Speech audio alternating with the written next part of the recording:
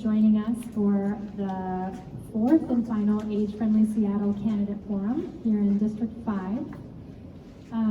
I am Dinah Stevens. I'm the Program Manager for Age-Friendly Seattle. So we are a citywide initiative tasked with making the city a great place to grow up and grow old, which is a tall order.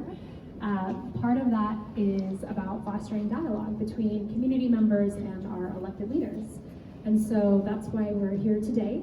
And I'll just remind everyone that we are nonpartisan, unbiased in the way that Age-Friendly Seattle is holding these events. So we will not be making endorsements or encouraging you to support one candidate versus the other.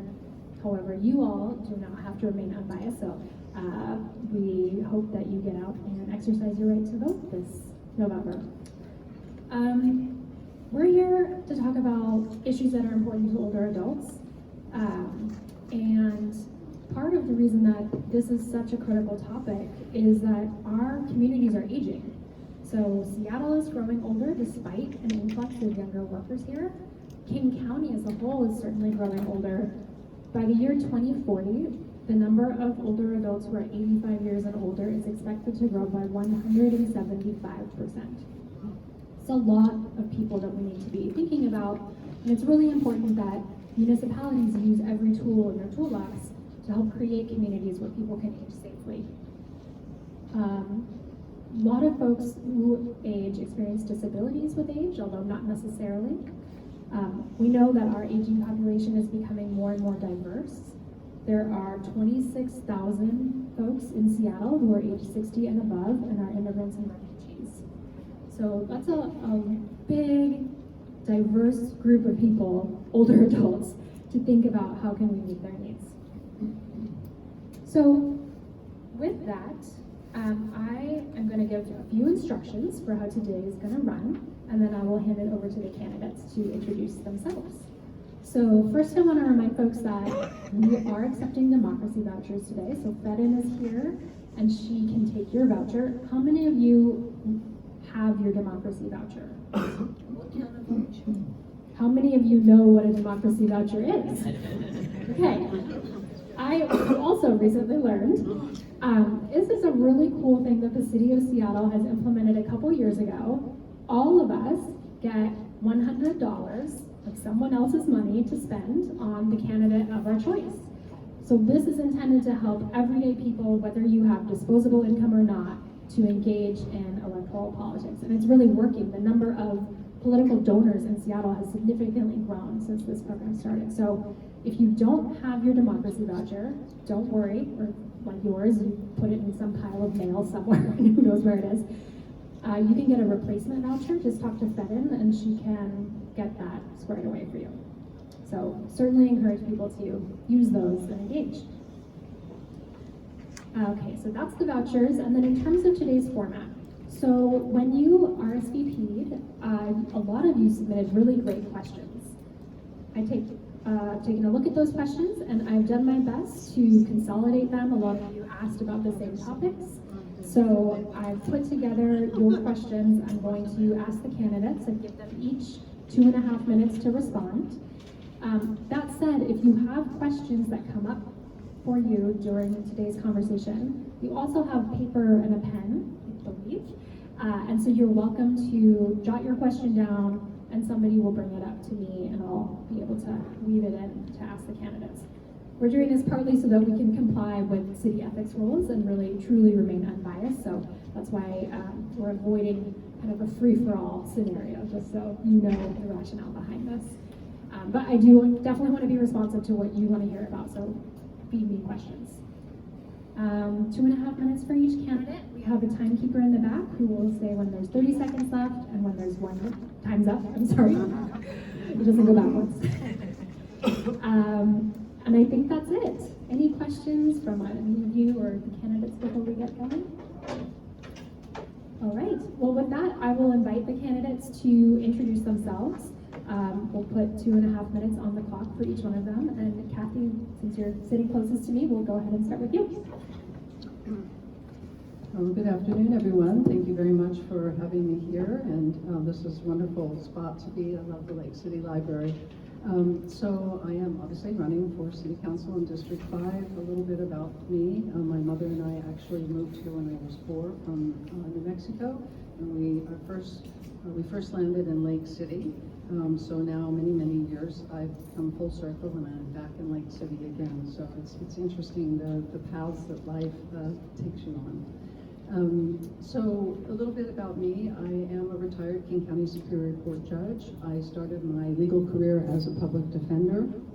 I worked in the criminal legal system. Mostly I worked with families in the child welfare system as well as individuals in the behavioral health system.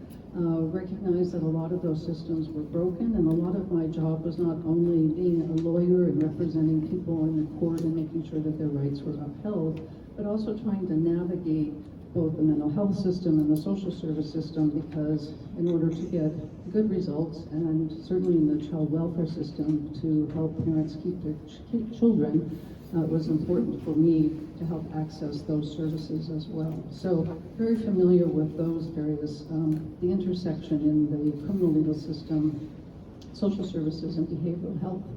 Along the way, I became the interim Seattle City Clerk, and my job there was to be the official keeper of the record for the City Council. I answered to all 9 council members. I managed a budget of $3 million and 30+ employees, and also was able to sponsor legislation when I was there that resulted in reclassification of all of the employees there. Served as chair of the Seattle Human Rights Commission and worked on police reform. I've raised 3 adult children in Seattle. They all attended Seattle Public Schools. My husband is a small business owner. After I served as a judge, I decided I wanted to be in a position where I could be more proactive and hopefully work upstream and what I was seeing funneling through the court system, and decided I could bring all of that experience to the City Council, and that's why I'm running. Thank you. Thank you. Christiana?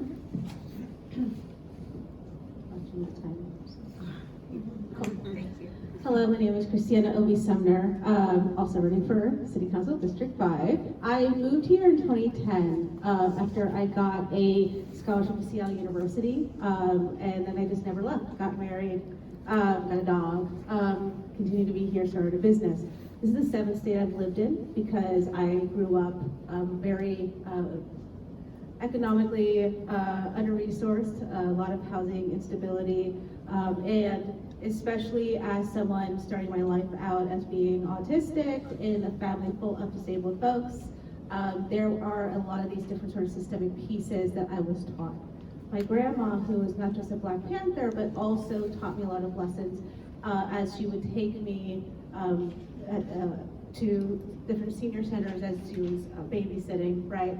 And so it was also through there that I learned about some of these systemic issues that are facing aging and disabled communities that we have continued today. I started my career here as a direct social service worker, working at the ESC, Compass Housing Alliance, Full Life Care in Harborview, mostly as a housing coordinator at Harborview, and intergovernmental relationship, meaning when the government says, hey, here's this policy, all the people downstream have to fulfill it.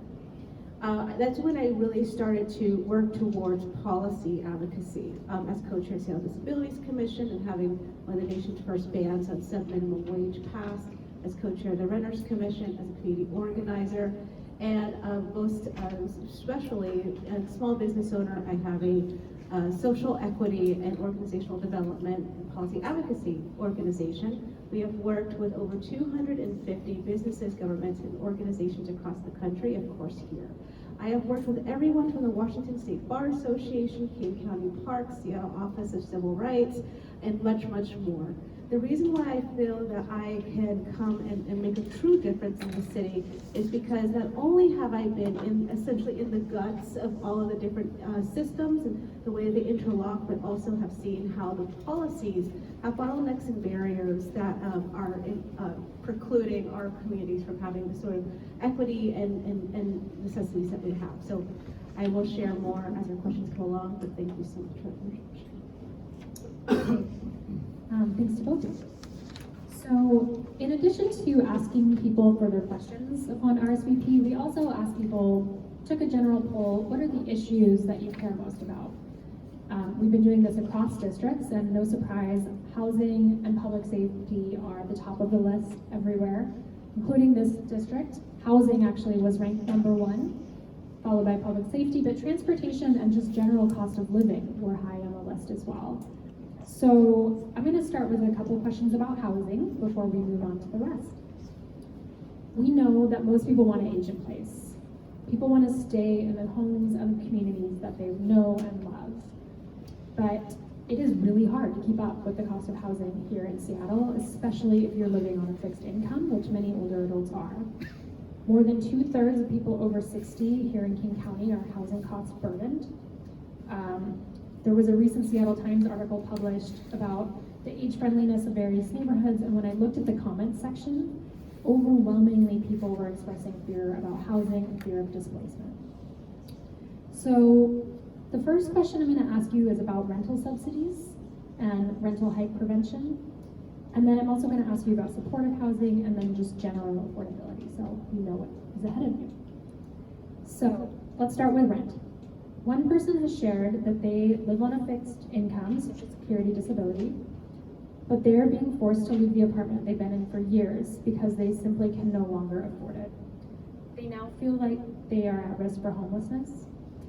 The question to you is, would you be in favor of providing rental subsidies to older adults so that they can stay in their homes? And a follow-up question from someone is, can you share any plans that you have to prevent rents from continuing to skyrocket beyond what someone can afford on a fixed income? Oh, and Christiana, since you have the mic last, we'll start with you and then we'll flip-flop. Yeah, so this is a near and dear topic to my heart. My mom lives on 105th and Aurora Avenue, moved here with me when I went to school, also gets Social Security disability. It's without me being able to help her, she would not be able to stay in her apartment. Her rent is about $100 less than what she gets for the entire month. Also, as a social service worker, this was something I saw consistently, whether it was that folks were no longer able to afford mortgage or taxes on the homes that they've lived in, or it's the apartments when, especially on this fixed income, which is woefully under where we really need it for resources. We really need to do something until we can have other progress in place. So I really would love to see how, especially with the social housing authority coming up, how there can be a specific focus on elders, especially who are on fixed incomes. What's beautiful about the social housing PDA is that a lot of the tax credit that we have, tax credit apartments that we have right now, can be really difficult when you have a fixed income, especially if you say went to go to school, if you have more than one person who's living there. It can take a very, very long time. At least when I was in housing, it was taking anywhere from 18 months to 2 or 3 years, and that's just unacceptable. So we definitely need to have subsidies, not just for rent, for our utilities, for our transportation, for our food, and really increase those spaces. I think it's also important to increase third spaces like this, the library, where folks can come to and be able to have assistance with finding those services and have this be a connector space for people to receive the services that they need. Finally, I am a very staunch advocate, especially as a person with disabilities themselves, of having housing that is not just affordable but accessible. Not everyone will be able to climb stairs, and we might need to have various accommodations in our apartments. I would love to see how we could partner more with private landlords than larger property development management companies so that we can keep those rents low, which is how me and my family has lived throughout my entire life. Thank you. Kathy? Yes, so I absolutely would be in support of rental subsidies for seniors and older adults. I have a very good friend, we've been friends for 40 years now, who is 70 years old, and but for being able to get into the Seattle Housing Authority, would be living with us, basically. They were paying $600 a month for a one-bedroom apartment on Capitol Hill. The reason they were able to do that was because they were responsible for cleaning the apartment building at 70 years old.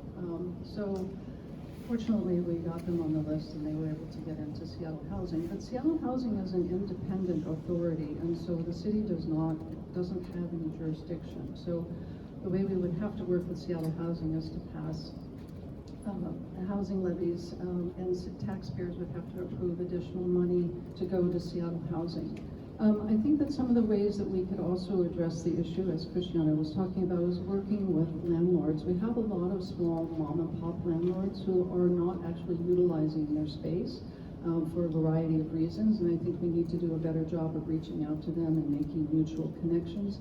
We know that multi-generational housing, multi-income housing is the strongest sort of social housing out there, and so the city needs to do a better job of that. Looking at people who are currently in their homes, I think we need to work with King County to see if we could increase the property tax exemption cutoffs for seniors, particularly given the high rate of inflation that isn't taken into account. We also need to look at regulating SHAG. SHAG is privately owned, and I was under the mistaken impression that it was publicly subsidized, and it's not. Because it is a for-profit and privately owned, I think the city needs to look at how we can do a better job of looking at ways to actually regulate them, and make sure that they are, I would certainly be open to the idea of rent control in a SHAG property, so. Okay, we're going to stick with housing, and both of you kind of touched on supportive housing, and this question is directly, what are your positions on new permanent supportive housing developments in District 5, particularly ones targeted at seniors? So, Kathy, we'll start with you. Well, I think permanent supportive housing is incredibly important, and it's also a fundamental piece to our addressing our overall homelessness issues. And it's one of the things that when we talk about working with people who are experiencing homelessness or housing instability, is that we are trying to work on getting people moved into permanent housing. There are a variety of permanent supportive housing models out there. Many of them are about providing wraparound services and care, and that is incredibly important. What's also important to that piece, though, is that for those permanent supportive housing facilities, that they are actually providing the care and support that they say they are going to provide, so that the individuals in those situations are being fully supported and not experiencing difficulties that can have a spillover effect into the neighborhood. So I think that they're incredibly important. There are a number of them about to be opening in D5, and we just need to make sure that there's an open line of communication between neighbors and the people who are running those facilities, and if things become problematic, that we are able to respond quickly to make it a win-win situation for everyone. Christiana?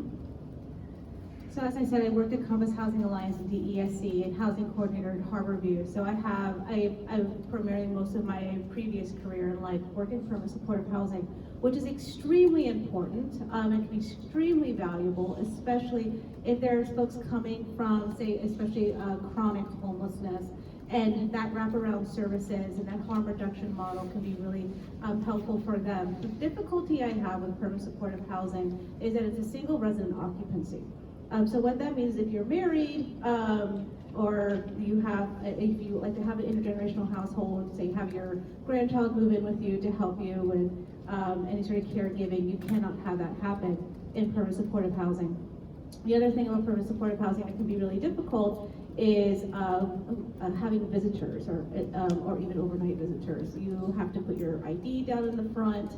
And you also have to be open to having a social worker that, like me, I used to have to do, knock on your door every 72 hours and look at you just to make sure you're okay. Come down every 6 months and do a wraparound plan. And by the way, all of this can be totally great. And we always want to have opportunities for folks moving into what they call scattered sites, which are homes and apartments out into the private market where you are able to have that same subsidy, and you can have folks come out to that home, but you also can have your privacy and your peace. And that's one of the biggest things that I saw was not available, especially for folks like my mom who has agoraphobia, to be in a congregate housing space, whether it's SHAG or whether it's supportive housing, sounds like a nightmare to her. She has said that to me explicitly. And so being able to have those opportunities for folks to have intergenerational housing, to live with their partners, and to be able to have that housing affordability, and be able to have that outreach to their home, I think would be not only help address some of the issues in the housing stock especially, but I think also can bring that dignity of what it truly means to age in place based on what the person themselves would like to define that as. Will we be able to ask any questions? We just listen to you. Yeah, so let me just repeat that so everyone can hear too. She's asking if audience members can also ask questions or if you just have to listen to me. So the answer is yes, please do ask questions and pass them to me, so you will still have to listen to me to some degree, but I can be your channel to the candidates. Okay. Yeah, and if you have a question, just like wave it around, and Eldad, who is part of the age-friendly team, will come grab it from you. So thank you for, yeah, we certainly encourage questions and engagement, so thank you. So this last question on housing just speaks to general affordability and the cost of living here. So one audience member has pointed out that the city has done a lot to enable the builds of ADUs, DADUs, which are accessory dwelling units or detached accessory dwelling units, really loosen regulations to allow those to be built. However, that doesn't in itself solve the affordability problem. Someone provided an example from their neighborhood here where one single family home was torn down to build 3 smaller units, which sounds great, more housing. However, each one of those 3 units was selling for more than twice what the single family home was selling for previously. So the question is, what can we do, what would you propose to do to address housing affordability overall? Christiana, we'll start with you. Yeah, this is one of the main parts of my platform. I mean, in a lot of ways, we can see housing prices and rental prices as a bubble, right? Where as there's more demand on apartments and rentals, that price goes up and up and up. And because we don't have a system in place that is really requiring folks to not only report how much the rent is for what amount of square feet and things like that, there's sort of like a reckless abandon of where that rents can go. So you may have seen in the news how some of the larger property management companies have their own sort of system that they use for what the average cost of a rental is based on area, but they're only sort of competing with themselves as opposed to it being a public oversight. The second piece of it is that I saw some data recently where they said if you were to take the area median income of a Seattleite, which is around $120,000, and they're only paying 1/3 of their income on housing, that the most square footage they can get will be around a little over 600 square feet, but that there really isn't a true stock of where that housing would be. Most of the housing is above what you would pay a third of your rent. And so if that's what for the area median income, what is that going to mean for folks on a limited income, right? Finally, what's really important about the housing affordability is that we really need to work with all spaces, whether it's private landlords, whether it's property management companies, whether it's developers, the city, not just at the city, but also at the county and the state level, to really see how we, number one, can address the regressive tax system so that we can have this income disparity of 22 times the highest and lowest income earner really be rectified, that can lead to more housing. We can pop this bubble and we can be able to put in a database not only of what the rentals are and the square footage, but also I'd like to see accessibility, any previous maintenance issues, how long it's been on the market and such. I see so many for rent signs in District 5 and I know it's because we can't afford them, and that's a travesty in our housing crisis, and I would love to be able to address that.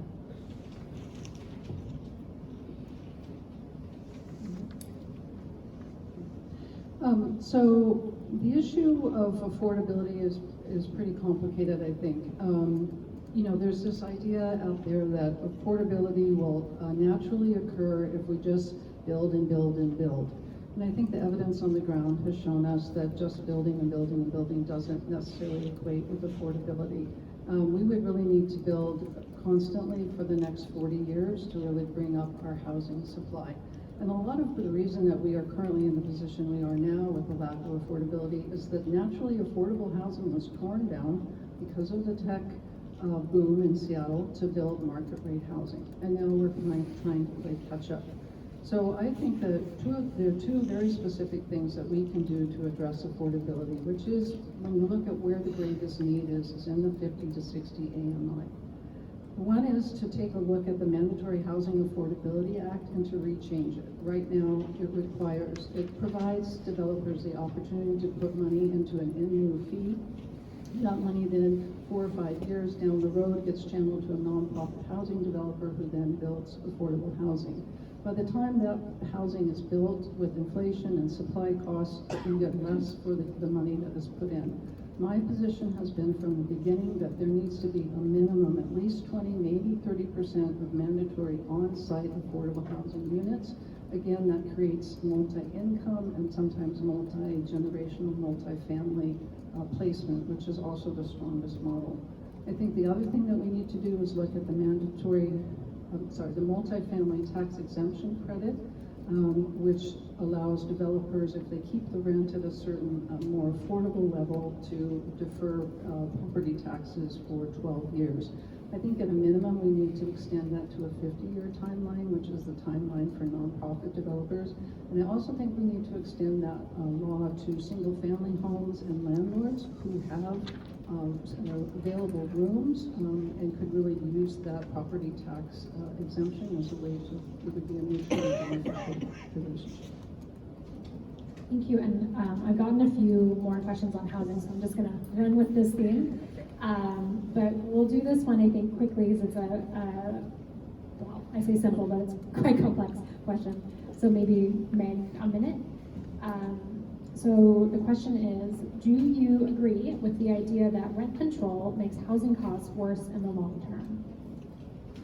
Yes, I do. I think that if you look at all the data out there, and you can look at anecdotally, look at New York City and San Francisco, I think that rent control has not been ultimately effective at creating affordability, and it has made affordability for people who are actually in a position to afford more of a market rate. And so I think the better approach is to be working with small landlords, to be looking at rent subsidies, and to actually be building truly affordable housing. And in my opinion, all truly affordable housing ultimately requires subsidy. The private market is not going to provide it. I think depending on how you're defining rent control, there are certain ways that this has been successful and certain ways it's been unsuccessful. Particularly if we look at how it's being implemented, how it's being resourced, and the policies in place, there are a lot of these situations that it's been doomed to fail from the start. That's why it's really important for me when we're making policies and investments, we're really looking at the taproot of the issue and making sure that we're actually getting to the core root, which is, in this case, it is a bubble. I would love to work towards a future, yes, it's not gonna be overnight, but one nonetheless, where the private market is affordable for the average person, and then subsidies would be for those who are in greatest need. I think continuing to be laissez-faire around how extremely unaffordable, not only is housing, but we know that rent is this one line item on your budget, has inflated. We really need to do everything we can in our economy, in our city, to really right this wrong. Okay, thank you. And one more question on housing before we move on to public safety, because we have a lot of those questions as well. So maybe one more minute, Meg. A couple of folks actually are pointing out that, are asking questions around intergenerational living.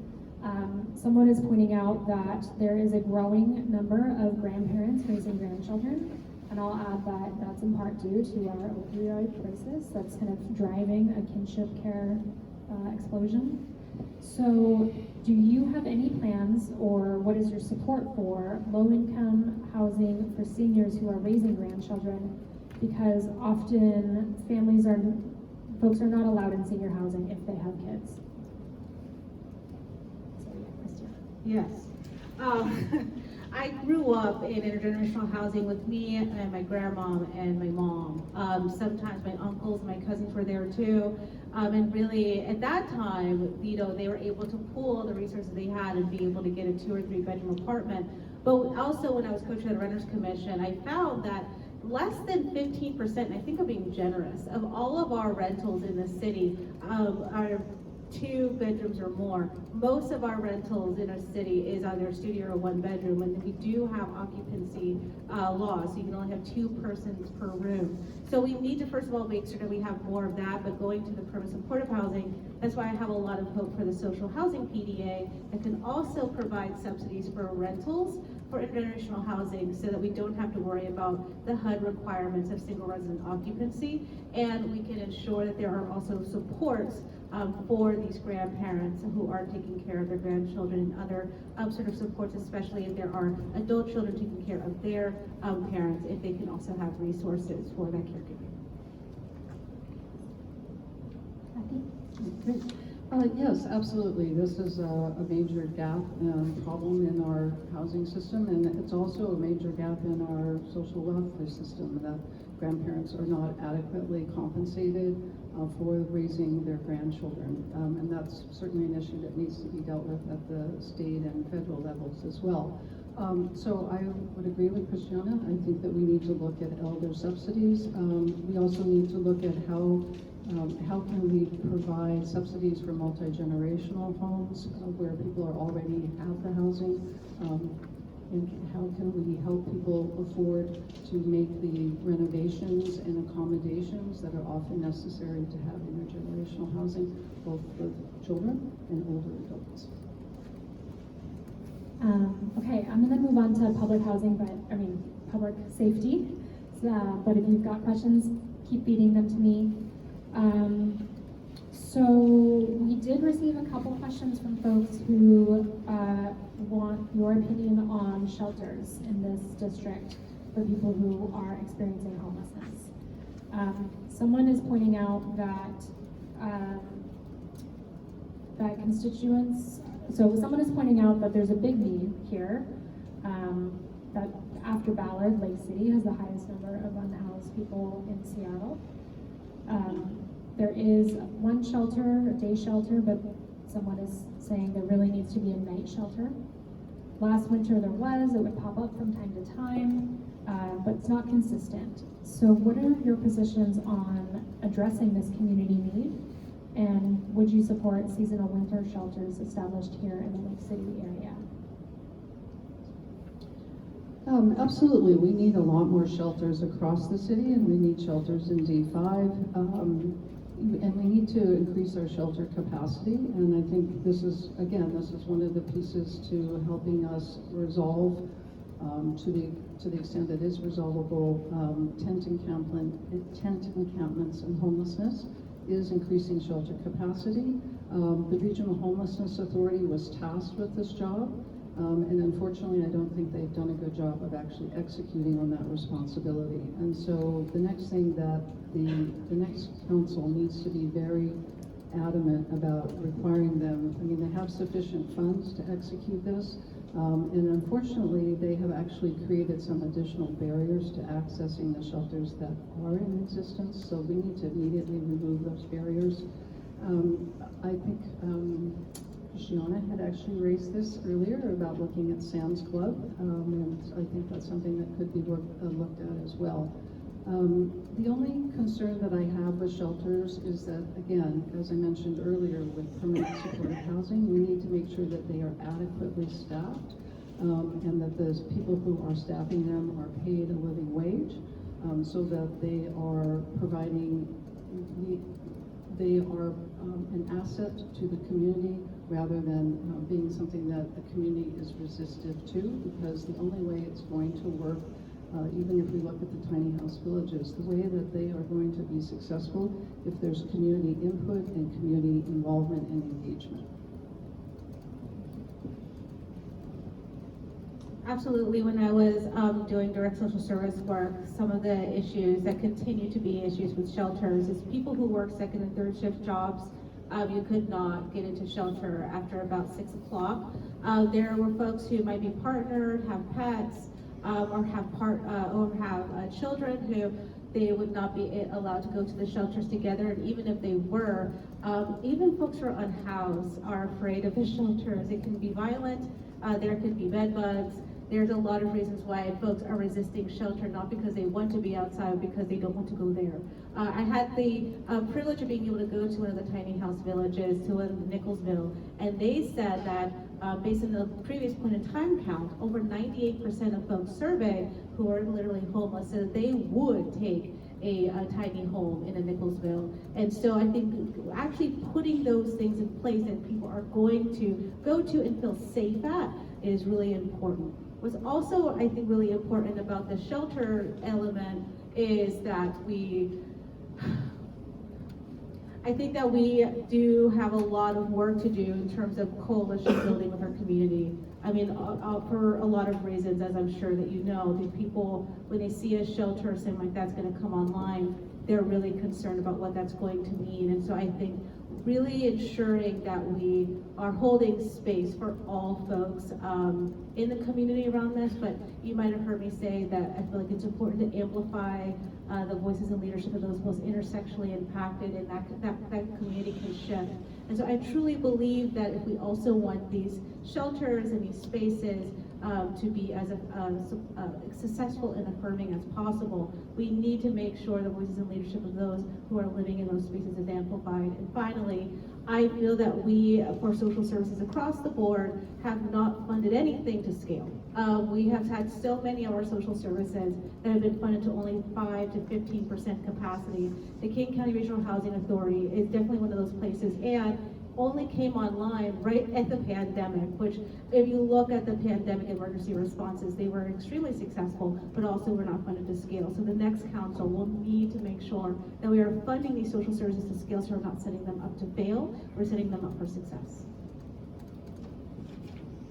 Thank you. So I'm going to come back to the question around trees, and then someone else asked a similar thing. So I hear you. We'll get there. But first I want to ask about, so now switching gears to public safety. We received a handful of questions on this topic as well. So I am going to ask, again, kind of in multi-parts. I'm going to ask you about theft and drug use, public drug use, and then about policing, and then about gun violence. So in terms of theft and drug use, several people here have noticed an uptick in theft and public drug use. Someone wrote, I pay taxes for public transportation and public park areas, and I do not feel safe because of the crime and people using drugs on the bus. So what are your plans to address theft and public drug use? And Christina. Oh yeah, I think that what's really difficult about right now is, when I started my social service career, at that time it was meth, and then it went to heroin, and then it went to black tar heroin, and then it went to fentanyl, where we're at now, which is way more potent, way more opportunity for overdose. And if you look at it from a social psychological perspective, people are using because they're self-medicating. So if we're looking at the root causes, we really need to have spaces where folks can get the services that they need in a form that they're actually going to accept. That's why I believe that having some of the international models of overdose prevention sites would be really, really important. Working with folks like the People's Harm Reduction Alliance, working with social workers, medical providers that are in this space that feel clubhouse style. It doesn't feel clinical because people are not going to want to go to that. But being able to get folks into a space where, as they're in that space, which is not outside on the street, they can be able to have access to people trying to get them services. As of the theft, that is something that's also going up throughout the country, especially because of the economic crisis. But everyone's hurting for money. None of us can afford to have our stuff stolen, right? And so there's a couple of things for that. Number one, we have to make sure that if it's survival supplies, for example, that we are having opportunities, whether it's in community hubs like the library or other sort of third places where folks have access to those things. My partner had their car broken into just a year ago, and we were afraid they would have stolen the money that was in there, the credit cards or identifying information, but all they stole was a case of water and a box of masks. The fact that that was all they took means that we are not doing our due diligence in providing those services, but we also need to make sure that we have services like LEAD and other sort of models, co-responder models, where if people are committing these crimes and they are coming from those taproot issues, that we can have them to get to the services that they need. I do not believe that the jail is a therapeutic intervention, although I do think that there are some situations where the crime might rise to that occasion, but that's not all the time. And so I think that we need to really make sure that we are having as many alternative community services as possible so that we can really get to the taproot of this and not have this churn and burn in the system, which is going to cost us more taxpayer dollars. So I think a lot of the uptick that we're seeing in theft is related to drug use, and I don't think the statistics would show that the significant portion of the theft is because people are stealing for survival or food. We definitely have food insecurity in our community. It's a huge issue, particularly among seniors. But we also have the North Helpline, and they do a wonderful job of providing food to people in need. So a lot of what's happening is people are fueling their drug habits, and they are being basically manipulated by organized theft entities and cartels, I guess, for lack of a better word. And so I think we definitely need to take a law enforcement approach to the people who are organizing the theft at a grand scale, and taking advantage of the individuals who are doing the on-the-ground stealing. This is an issue that I think, unfortunately, many in our current city council have really gaslighted the community about. I have been to so many grocery stores, and in fact, I received the endorsement of the UFCW 3000, who represents retail workers and grocery store workers, and they very reluctantly said, we are being assaulted, we are being pepper sprayed, we are dealing with people in mental health crisis and drug crisis, and we cannot deal with this anymore. Please help us, and could you please get some police to help us? So it's important, I think, to be really honest about what we're seeing on the ground, because I don't think we can address it from a policy perspective in a way that's effective if we are not honest and we don't attempt to look at all of the contributing factors and then address each one individually. That said, how do we deal with drug use? In 30 seconds. I think we need to continue to do what we're doing, which is build a treatment infrastructure. We do not have enough treatment infrastructure. We need to build a treatment infrastructure. I did support the public drug ordinance, and I would note that Danny Westneed's column quotes Lisa Dugard, who is running the co-lead program, is saying it is working as intended. So I want to follow up on policing. So that's the next question. So good segue. Do you believe we need more police? If not, what are the alternatives? And if so, how would you go about increasing the police force? Yes, I do believe we need more police, and I also believe we need to expand the new pilot program, the Civilian Alternative Responder Force, the CARE program, Community Assisted Response and Engagement. We need more police because right now we are significantly understaffed. We have less police than we did in 2017, and even in 2017 we were at the low end of national ratio between police and residents. And we are not able to adequately respond to the violent crime that is happening, and to the homicides and to the gun violence, which has really exploded in District 5 as it has throughout the city. Certainly, having more police is not the only answer. We do need to look at behavioral health workers. We need to look at social workers. I would like to upscale this community civilian officer, community service officer program, which is housed within the police department, but they are civilians and they can do a great job of outreach. How do we get more police? Well, there are a number of ways, I think. There is a national pipeline issue, and we have to be honest about that. But I also think that if we actually enter into a contract with the police, they haven't had a contract in several years. The police that I have spoken with have said that is entering into a contract with us sends a message from the city and the city council that you value us enough to to solidify it in a contract. So I think that that's an important piece. I also think changing the narrative to some extent about the value of the police. But, in my opinion, changing the narrative has to be paired with an agreement and the law in which we create a very robust accountability structure, because we have seen things that have not been working and that are appalling, quite frankly. And so we cannot change the narrative until we get that accountability structure in place. I also think that to some extent, if we are moving some of the responsibilities away from the police, the ones that they do not want, again, that's something that's going to have to be negotiated, because there's currently a clause in their contract that doesn't allow for that to happen without it being negotiated.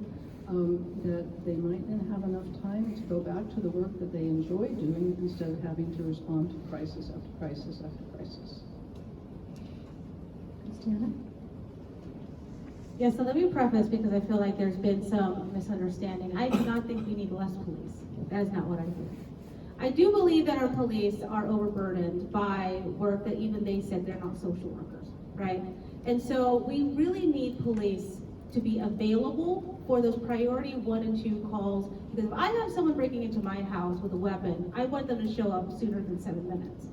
And I think if we have those priority 3 and 4 calls, someone is down the street, they need the support, they might be making a ruckus, they don't have a weapon, they're not a threat to anybody. Why not have someone like LEAD be able to respond to that?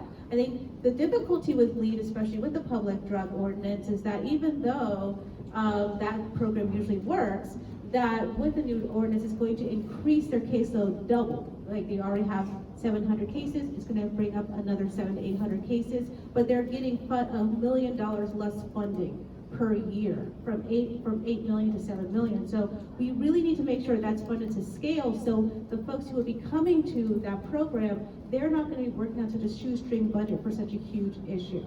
I do believe that that we need to have a contract, but the reason why, you may have heard me talk about the Camden, New Jersey model. There's a lot of folks who are afraid because they're like, well, the Camden, New Jersey dissolved their police force.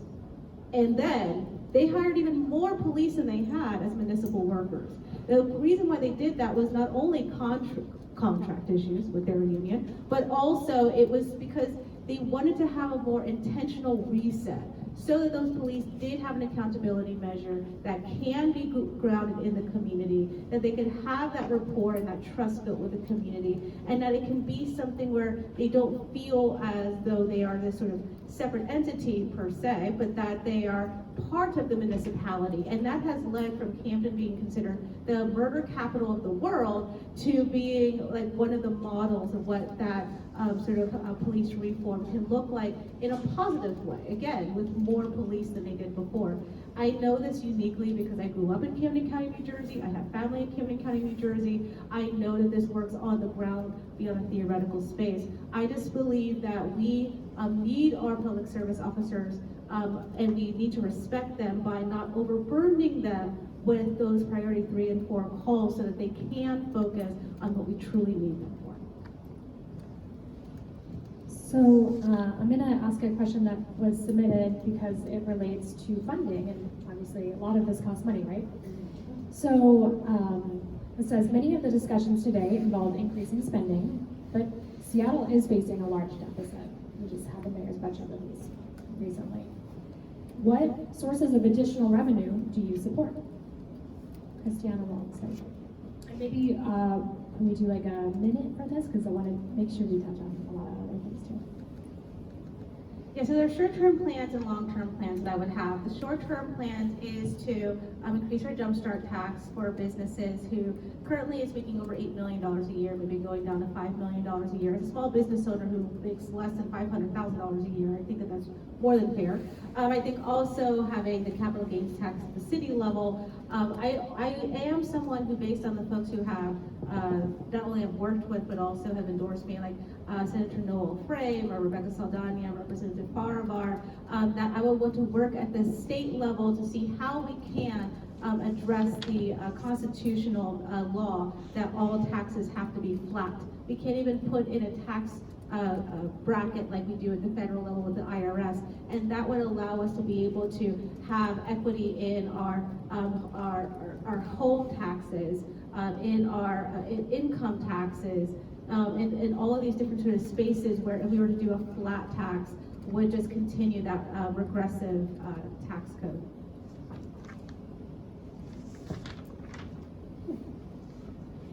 Yes, we're looking at a 200 million plus deficit for 2025 and 2026.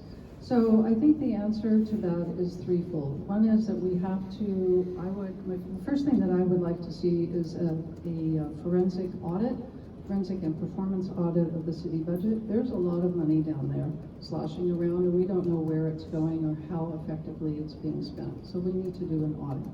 From there, we can then look at ways that we can create efficiencies. We then also need to expand our tax base, which is looking at opportunities for growing home ownership, so there's more contribution to property taxes. And then we need to look at revenue sources. Two that I support are increasing the jumpstart tax, and the third is the capital gains tax, which we do not need to get state permission to implement. We could implement it as soon as we could get a council to agree. Thank you. So a final question on public safety before we move on to a handful of other items. A lot of people submitted questions about gun violence. This is a topic maybe on all of our minds given the appalling mass shooting yesterday in Maine. But there's also, this community is also impacted right here locally. So people deserve to feel safe in our neighborhoods. What do you propose to do about this? Well, if I could repeal the Second Amendment, I would. But obviously people have a legitimate right to own a firearm. Unfortunately, it's such a complicated issue. But what can we do? One thing that we can do, and we need more police to do this, is to take the high proportional number of illegal guns off the streets. Too many people are not properly securing their guns, and illegal guns are as easy to get for a middle schooler as basically a bag of chips, which is appalling.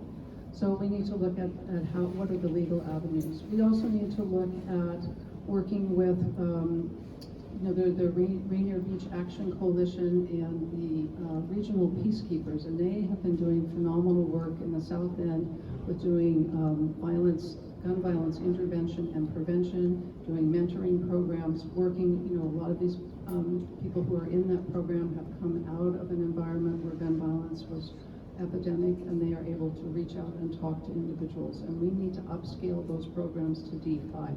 We began one at Ingram shortly after the tragic shooting there, but we don't have enough, and I'd like to see more of that.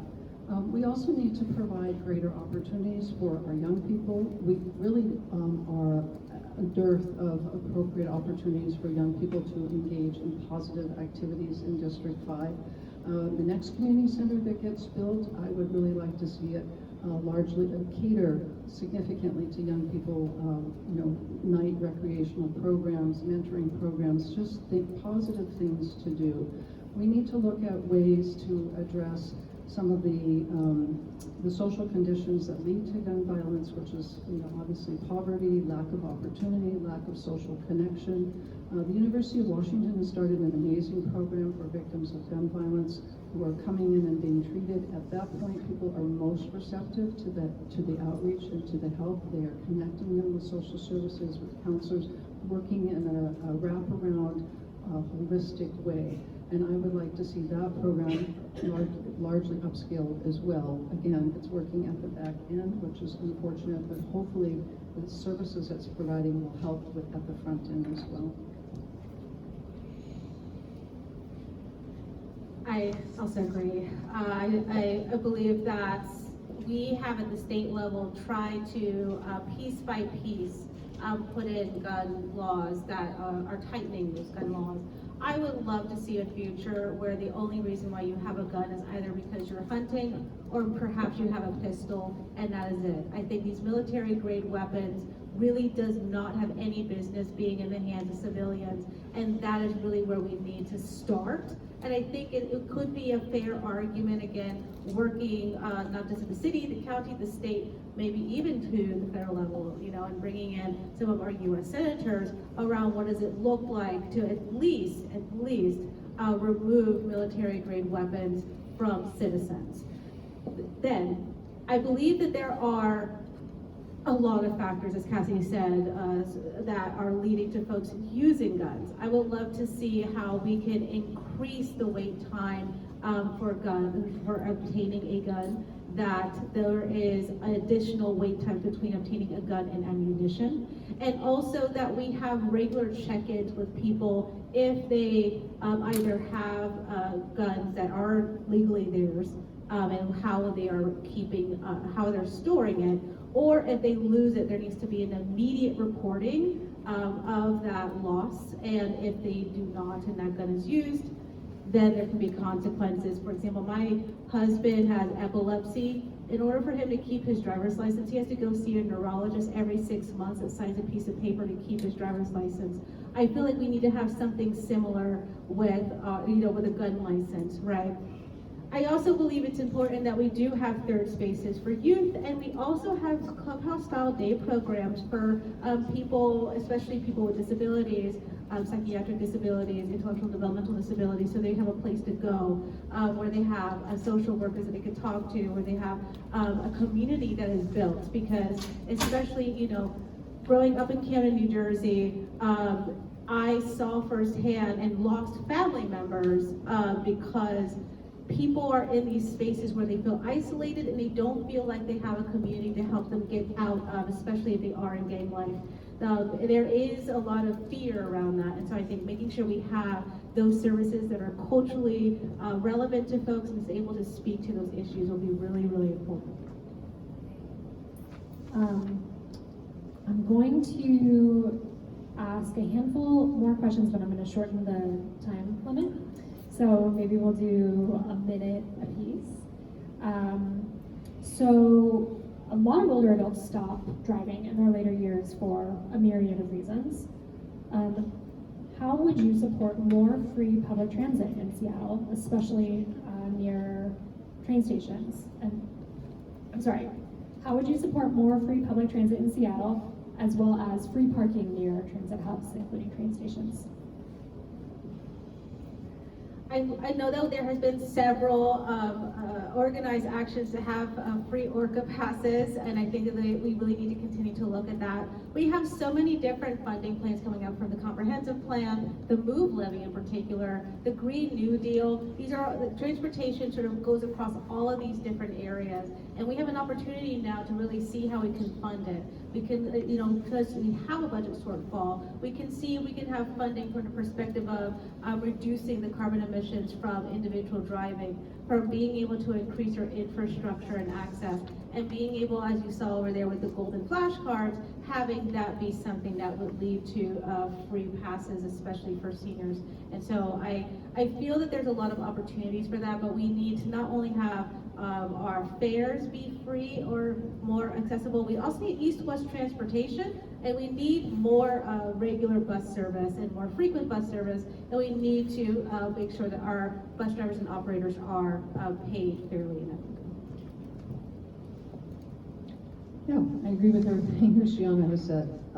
I think we should be looking at subsidizing transit service. We sort of are subsidizing transit service. We subsidized it de facto during COVID, and it seemed to work. So certainly for people who are on a fixed income, I think we need to look at providing reduced, if not free transit. And we do need to provide, you know, when my mother became disabled, it was really, I became much more aware of the need and use for disabled parking spaces. But I think we also need to look at that just for people, older adults who are moving a little bit less fast perhaps, or with walkers, you know, expanding that accessibility and looking at intra-van, you know, Metro Access Van is a great resource. Is there some way that we can expand that? Is there some way we can get intra-neighborhood vans? We just need to be creative on this. And hanging with accessibility, walking becomes a primary mode of transportation for a lot of people as they stop driving, or if they're reluctant to use public transit or don't have adequate access to transit. But that means streets need to be safe to walk on and accessible. And so can you speak to how would you make neighborhoods and streets more accessible to seniors? Well, I think the first thing we have to do is build sidewalks, and we need to include that in the next Move Seattle levy. I think last time we got 250 sidewalks in 9 years, so that's not enough. The pace is way too slow. We need to look at including sidewalks. We need to make sure we have curb cuts. We might not be able to put 2 sidewalks in each street, but we could certainly have one sidewalk, one side be a sidewalk and one be a green swale, which would help with green spaces. So we also need to do a better job of lighting. We don't have enough lighting in a lot of D5. And then we just need to make the neighborhoods feel safe for people who want to be able to go out and walk, to feel safe in their neighborhood. That comes back to my idea of the community service officer program being a great resource to have people in their neighborhoods. I absolutely agree. When I was co-chair of the Disabilities Commission, my main charge for that whole 4 years was trying to get sidewalks on Aurora Avenue. And the biggest barrier we came to is there's always this passing of the buck. Well, you have to talk to WashDOT. Well, it costs a lot of money. Well, you know, maybe we can have it here or there. We need someone who's going to just say, you know what, we just need this infrastructure. We need the infrastructure as actually pedestrian focused and not car focused. So I really love the complete streets model. That would also be reducing these larger thoroughfares like Aurora Avenue, and making sure that we have, in addition to the sidewalks, infrastructure like drainage, so that those sidewalks and those streets don't become flooded. Secondly, on the sidewalks we do have, we do need to make sure that we're maintaining them. If a sidewalk is broken or uneven, or it has overgrowth, that is also just as dangerous. As someone who has a mobility disability and walks with a cane, it's over there, I have tripped multiple times, and I think to myself, you know, yes, of course, I'm pushing 40, but if I was at an older age, I would perhaps fracture or break more than I already have. And so we need to make sure that just putting in the sidewalks is not the end, it's the beginning, and that we are making sure that it is accessible in all ways, in all spaces, whether you walk, bike, roll, whatever that might look like. Yeah, I'll stop. Thanks. So I'm going to ask a final question on climate and trees, and then I'll let the candidates wrap up with closing statements. We've gotten a couple questions about trees, and someone is pointing out that it feels like this area is being cleared out of trees in order to build housing. And so climate change is here, we all know that. Older adults are uniquely impacted and especially vulnerable to the extreme heat and cold we've been seeing. How would you change policies to increase retention of mature trees and increase native tree canopy over Seattle? When I moved here, all I heard was that this is an urban forest and that we have lost so much of our tree canopy. We are not actually giving respect to this being an urban forest. This is not just about, like, yes, we need to maintain our mature and our native trees, but this in a lot of ways goes beyond that. I mean, we live in a society where there's microplastics in our food, in the clouds, in our rainwater. We are going through situations where at any time there is a major climate disaster. We are maybe reaching what they call the point of no return in terms of the global warming. We need to have a truly Green New Deal that might be a little ambitious, but if we truly want to have sustainability for our society, then we need to make sure that we are putting the changes and infrastructures and interventions in place that is going to make sure that we can continue that. That's going to be not just making sure that we are protecting mature and native trees, and we're also planting more trees, but we know that you can plant 10 saplings, and that's not going to give the same impact as a mature tree, the mosses in it, the ecosystem and life that's living within it. And so I think the next council, we really have to sit down and make sure that we are serious about what we put in the Green New Deal, because not to be fatalistic or anything, we may not have another chance to do so. And if I was elected, I would make sure that is my #1 and core priority, and everything else from there would naturally flow, because it's like you have to make sure that you have the foundation set for everything else. Great, so I have been endorsed by Tree Pack. I've been talking about this since LUMA came online. And I have said that one of the very first things that I would do on the council would be to revisit the tree ordinance. It is incredibly problematic. It basically allows Seattle to be clear cut. And so we need to go back and revisit it. It has some good provisions, so I don't think we want to throw the baby out with the bathwater. It has that sort of in lieu feature, which we need to deal with the heat deserts in the south part of Seattle, although I think that we really ought to be using general fund money to reforest the city down there. But also the process at which it was arranged, it was basically navigated by the Master Builders Association, and that's problematic. So that would be the first thing. We need to go back, revisit it, talk to the Urban Forestry Commission, which we put in place for this very reason, so they could advise us on what to do about our tree canopy and how best to accomplish it. Look at what's happening in Portland and other places that have managed it. A good rule of thumb, I think, would be 330, 300. So for every residence, you can look out your window and see 3 trees. We need 30% canopy, and everybody needs to be 300 yards from some sort of green space. And we also need to work with the tribes. They were very effective in allowing us to save Luna Maybe. The ball has been badly damaged. But anyway, we need to work with trees on culturally modified, the tribes on identifying culturally modified trees, and then also mapping out all of the trees that we currently have, so we have that data. But that's all stuff that we can do when we revisit the tree ordinance. Okay, so that wraps up our questions. I'm going to give each candidate, let's do 1.5 minutes to close. And then folks are welcome, if you've got specific questions for one candidate or the other, to mingle afterwards. So, Kathy, why don't you kick us off? Oh, you started, that's right. So, Christiana, I'll have you start. Yes, thanks for bringing me. I really want to appreciate y'all bringing me here today.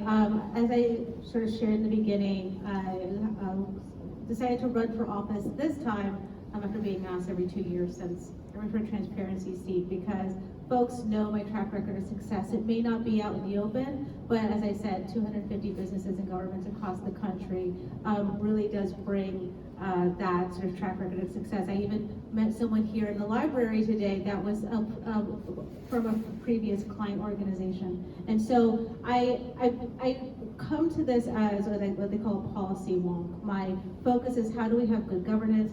How do we have effective policy? How do we make sure that we are truly bringing into the policy what is happening on the ground floor, the average everyday person's experience of how this policy is currently impacting their lives and how it may impact their lives. And so if I were elected, I would love to continue to work with, especially the folks that have endorsed me, which has went from everywhere from Planned Parenthood to SAU 1199, which would be the social workers, to even, like I said, the Senator Noel Frame and Rebecca Saldana, Gurmai Zalahai, Representative Daria Farmar, Chapala Street, and so many more.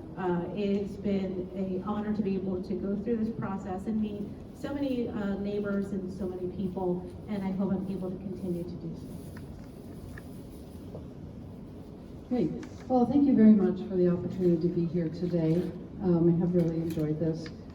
which is kind of odd. But anyway, in terms of talking about what the job of the council, so absolutely the job is to pass legislation, but it's more than that. It's also to approve a budget, and the budget reflects policy considerations and sets the direction for the city.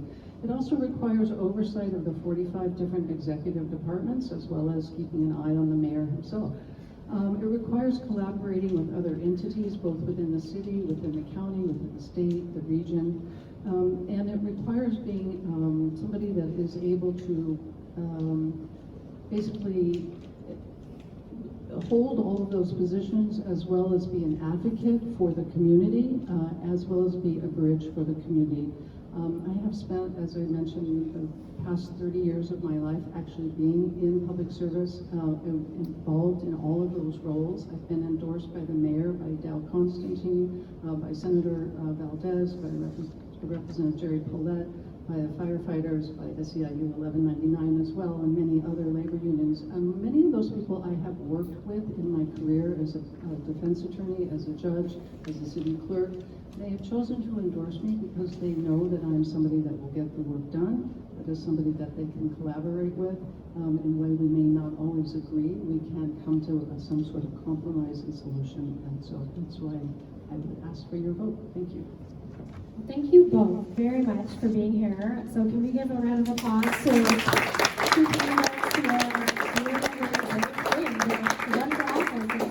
our city. So thanks to all of you for being voters and for informing yourselves and joining us today. So with that, I'll release us for tea and snacks and more conversation for however long people want to stick around for.